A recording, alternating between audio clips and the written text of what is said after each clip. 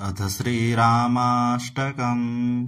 Om कृतार्थदेववन्दनं दिनेशवंशनन्दनं सुशोभिभालचन्दनं Namami राममीश्वरम्। मुनीन्द्रयज्ञकारकं शिलाविपत्तिहारकं महाधनुर्विदारकं Namami राममीश्वरम्। स्वतातवाक्यकारिणं तपोवने विहारिणं करेषु चापधारिणं Namami राममीश्वरम्। कुरङ्गमुक्तसायकं जटायुमोक्षदायकं प्रविद्धकीशनायकं Namami राममीश्वरम्।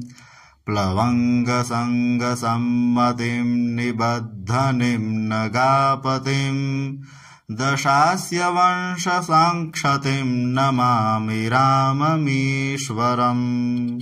विदीनदेवहर्षणं कपेप्सितार्थवर्षणं स्वबन्धुशोककर्षणं Namami राममीश्वरम्।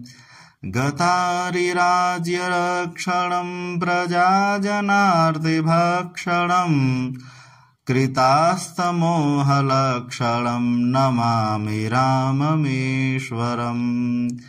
हृताखिलाचलाभरं स्वधामनीतनागरं जगत्तमोदिवाकरं Namami राममीश्वरम्।